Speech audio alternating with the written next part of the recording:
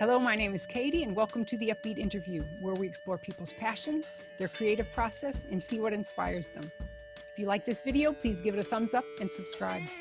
Our guest today is Mark Bosch, longtime lead guitarist with Ian Hunter and Garland Jeffries. Over the past 4 decades, Mark has worked with Carole King, Elliot Easton, Jewel Shear, just to name a few of the long list of top-notch talent. In the 1980s, Mark toured with legendary guitar player Stevie Ray Vaughan. As a teacher, Mark was sought out by Lou Reed to teach him Travis picking, and he worked with Billy Crudup on the hit movie Almost Famous. Mark is passionate about teaching guitar and currently teaches online lessons via Zoom, Skype, and FaceTime. I've known Mark since about 1989, where we met at Matt Umanov Guitars in New York City's Greenwich Village. Welcome, Mark Bosch. Hello. Hello. I'm drinking lemon seltzer. All right. Sounds refreshing. So let's start with the history. So who were your early influences? My influences were at first all the British guys like Townsend, Beckage, and also Hendrix, I guess, and really anybody. I mean, if I heard a song and I liked the riff or whatever, there's most of the guitar players from that period. I found something to like about everybody. Country players, Clarence White, and when he was in the Byrds, and I just started singing guitar riffs without even playing guitar, like down. I knew how to make riffs. Like this would be a cool riff. I used to make riffs in the shower, and then it just got to the point where I feel like, you know what, the only way to kick this up a notch would be to actually pick up a guitar and start playing it. And I found that I was quick. Like my ears were tuned. Like that's the wrong key. That's the right key. And like I had little things. I figured out how to play a whole lot of love in a day. You know, and I figured maybe I got something going here. So, and I just enjoyed it so much. It was a lot harder than I thought it was going to be. I thought I would be great in 3 years and everything would go swimmingly well after that. Right after I got a guitar, 2 weeks later, I went to my first concert at the Philadelphia Spectrum, and I see Alvin Lee, and it's just like, holy cow, he's so good. He can play, really fast, and he got all the blues, and he played jazzy, and he just seems so schooled. And what am I doing here? I thought, what did I just get myself into by getting a guitar? But it was inspiring at the same time. But it was a bit like I was overwhelmed. Like, holy cow, this is going to take a long time. I just kind of enjoyed what I did know about playing, and I knew like once I learned the pentatonic scale, I could figure out what key I'm in when I hear a song, and I could play along. As I didn't have a lot of the motor skills that I have now together, but it was enough to keep me going. Like it fed the fire enough for me to continue. I learned a lot from I used to watch Midnight Special and rock in concert. I would get up to the screen like bug-eyed, like trying to see what the guitar players are doing. Oh, it's a bar chord. Most of them are playing bar chord rhythms. So, and I was learning bar chords, and I go, okay, I'm on the right track. I didn't feel like, I felt like maybe I'm missing something, but it looked like I was, I felt like I knew I was learning the right stuff. I learned a lot by teaching, I gotta say. I started teaching in the mid-'80s. When you teach people, you figure out ways that maybe you don't have the patience, the self-patience to figure out on your own. And I'm like, how can I make this easier for this person? And as you come up with ways of teaching people an easier way, here's what a chord, hey, see, this chord looks like a pyramid, and this one looks like another geometric shape, and little things like that. I started finding out, like, don't move your fingers so far away when you're going from one chord to the next. Keep everything really close and low ceiling. Don't let the fingers pop up too far away from the fretboard. And you keep that if you keep that low ceiling thing happening, and just keep your movements, only move what's really necessary, economy of motion. And that became part of me. And it's like I started learning myself how to economize my own playing motion a little better than it was. A little better here, a little better there. And all those little differences add up after a while. And it made me a better player. by the time punk rock came around, I was already playing guitar for about 5, 6 years. So I was much better because a lot of people were just starting to play because of that. It was like the garage band thing or whatever. And it made, I was like, I could get in a lot of bands, pretty much any band I wanted to get into. And then I started doing sideman stuff and when I was in the West Village, I was often in 5 or 6 bands at a time. And there was times I was officially playing with 9 different outfits at a time. And that's how I filled my calendar, because nobody was working enough for me to keep, I was trying to make a living out of playing, which was a notion back then that's become a trickier notion nowadays, I think. I guess my parents were like, "You sure you know what you're doing? This is going to be tough." And I'm like, "Yeah, I know what I like. I know, my heart was into it, and so therefore that was good enough." I thought. I hustled my ass off in New York City, and if you can make it there, you can make it anywhere. It gave me confidence knowing that if I can survive in this town, where it's dog eat dog, there's a ton of musicians. A lot of them are really good. There was a pipeline coming out of Berkeley of guys that are just, getting great education from jazz teachers. And that's where the versatility was important, because what if somebody could, can you do a country gig Saturday night? If I didn't know how to play country, I wouldn't be able to do that gig. I'd have to let somebody else do that gig. And then that's just less bread on my table. So it was, being a gun for hire, so to speak, created a situation where I really needed to know, like I got better at stuff that I didn't care about when I was a kid. I didn't want to be a reggae guitarist per se, but if somebody wanted to hire me for a reggae gig, I can play reggae, I can play country, I can play blues, I can play rock and roll, all kinds of rock and roll, all 50 flavors. I was in a band called Broken Homes, and we were driving around the country, and we picked up a segment of Stevie Ray Vaughan around 1987, I think it was, maybe 86, around the Live Alive period. And it was just incredible. He was so good. He was amazing. I was a big fan of his long before that anyway. I was maybe a little nervous about opening up. You get in those situations when you open up for guitar heroes like Johnny Winter and Stevie Ray. The people in the audience are very rude to the opening act. Yeah, I got grilled once opening up for Johnny Winter. It was just horrible. Yeah, get off! They didn't even want to see you. You got to be able to soldier through all that stuff. If you can't let that stuff stop you or bother you.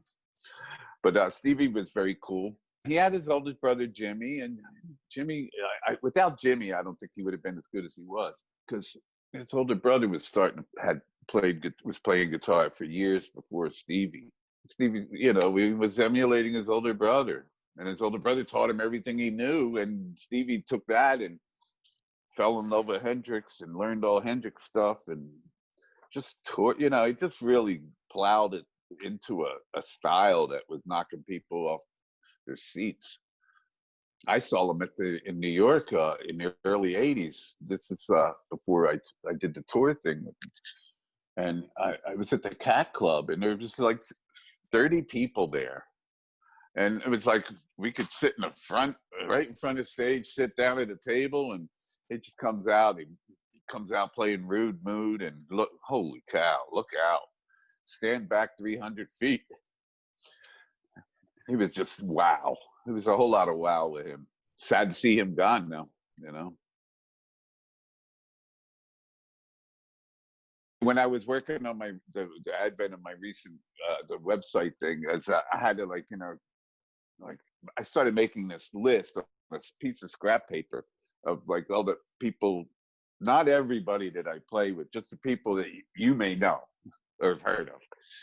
I mean, if I had everybody I played with, it would be a long page.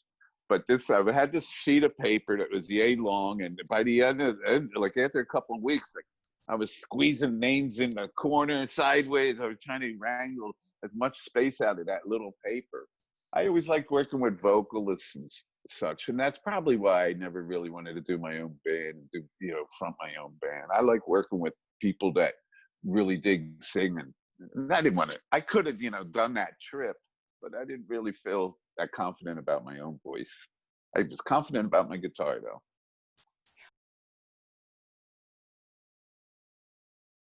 The whole Ian thing was funny. A friend of mine, gave me here's a new album Ian made in 2001, and it was his first record in years. And he said it's really good, and I took it home, and I was living in Brooklyn then, and I didn't listen to it for a couple months, and one day I was listening to it in the morning. I put it in, and I'm like, wow, this is really, really good. And that very same day, I got a call from Ian's other guitarist, James Mastro, and he says, would you be interested in doing some gigs with Ian? Because they were using, I think it was Jack Petrozelli was doing it before me, and Andy York was doing it before him, and they were involved. They got tied up in other, I think they had bigger fish to fry, so to speak. And that very same day that I listened to a CD, I got a call from James, and it was just like, that's weird. It was too cosmic to deny, and I was like, absolutely, and Ian wasn't so sure about me at first. He wasn't, it took him a few gigs to figure out whether I was worth his time or not. I thought I was doing pretty good, but yeah, I got better at the gig after the first tour, I think. Knowing what he wanted, what everybody in the band wanted from me, and what did I want, and it's just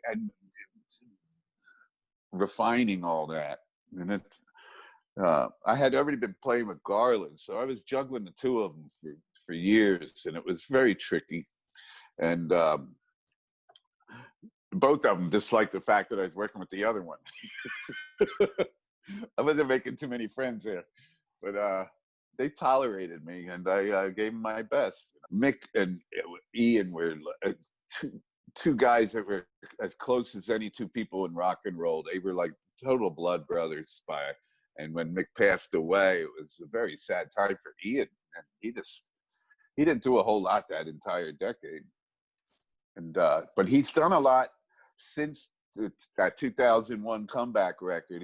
He's done 1, 2, 3, I don't know, 3 or 4 since then, in addition to a couple live discs. And so he's been very prolific, and he's really writing excellent stuff.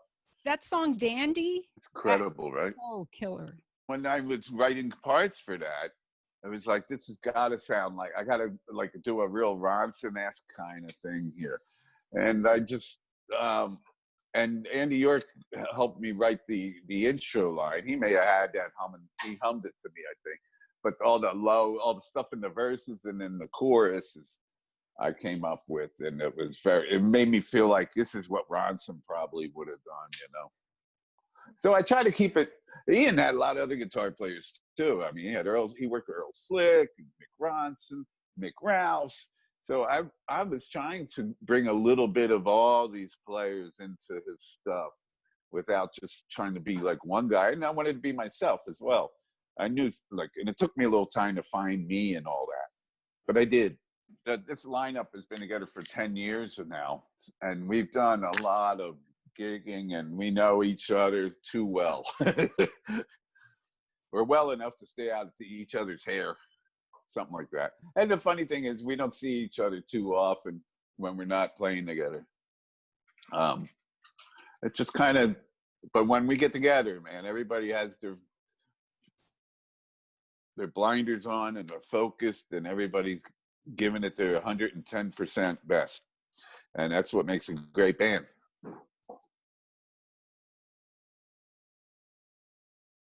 I was fascinated by constellations when I was a kid. And you look at the Big Dipper, and it's like, well, I guess I can see the Big Dipper. But then you start looking at some of the other constellations of the zodiac, for instance, and it's a stretch of the imagination. Like, does that really look like a scorpion to you?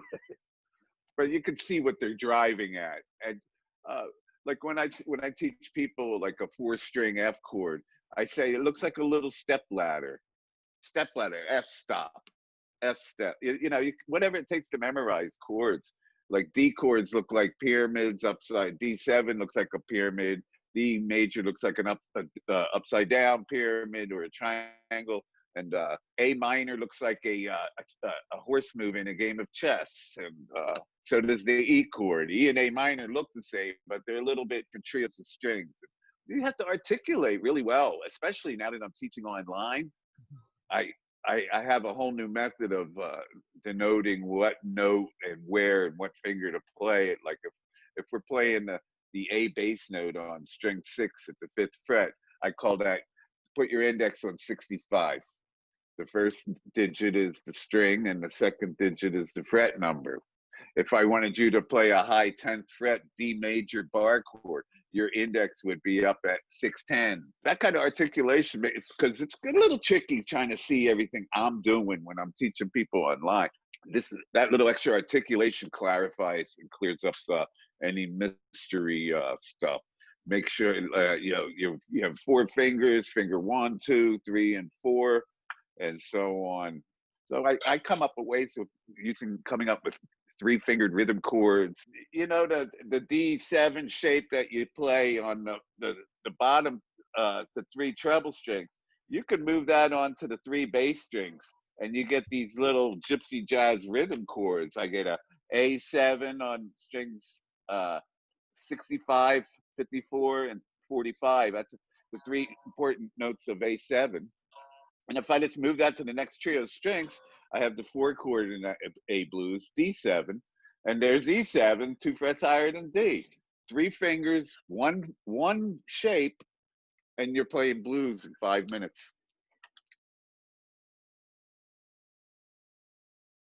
Keeping like some people they'll be playing and they'll do stuff like they'll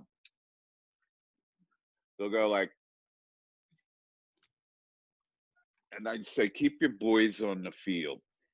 It's like this is like a playing field, like a soccer game going on here. Keep everything really close to on the field. If you got this going on, you got 3 of your 4 fingers aren't even on the playing field anymore. So it's going to take you about 5 minutes to organize the next guitar chord that you need to play. And a lot of it's just logic, isn't it? You know, and I'm always trying to figure out more effective ways of getting messages across that, you know, economy, emotion, and stuff like that. It's so important because that's how you can make someone. My idea is in 5 years, I can make someone look like they've been playing 20 years. It requires effort from the student and the desire to achieve that, but I can do it if I get the right student.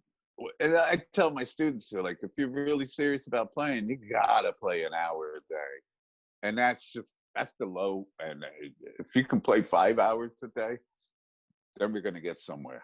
And there was times when I was living in the West Village, I was still playing about 7 hours a day, even though I was already in bands and stuff, because I always wanted to get better and better and better. When I hear guys like Stevie Ray and, you know, and I was just, oh God, I can't let him get away so easy. I got to give him a fight. I'm all about versatility when I try to teach people advanced stuff and all. I try to show them, I try to find out what they like, and then I try to show them other things. You might like this, you know, maybe you just never get sat down to think about it, but check this out, you know, and learning a little bit about different kinds of music, whether it be reggae, country, blues, or bluegrass, whatever. They're all valid things in all those musics, all those styles of music that you can adapt into your playing, and this is how you can create an original voice with your playing. Give them a nice broad range of different things. Like maybe one week we'll work on a song like Bell Bottom Blues, and then look at the song and look at the chord movement and how it relates to the key it's in, and notice how the chorus changes key, and these little wonderful things about bringing a little theory in to understand why something sounds good or why something doesn't sound good. It's imperative to teach theory if you're teaching somebody that is really dead serious about being a good player. We got to do theory, yeah, because it's there to help you. It's not something to be afraid of, and it's not that hard. It's really logical because once you learn one key, everything else is just a whole step up. Is all the same information in D, a whole step up from D to Z. So you're recycling knowledge, which is a great thing. It's not like you have to learn a totally, well, the names change, but it's the same activity, the three majors and the three minors. And you hear the relationship of how there's chords. The one chord goes to the five chord. It's like the ankle bone's connected to the hip bone and the hip bone, you know, and all that. It just comes out like, it makes a lot of sense. So theory's cool. What I teach is how to exploit the stuff that's favorable for your brain and get the most out of that and recycle stuff and really and that just makes all your information get a little more solidified and stronger, and that builds confidence. Knowledge is power. It's so fun to talk to you. Great to see you. Okay, take good care, Mark. Safe.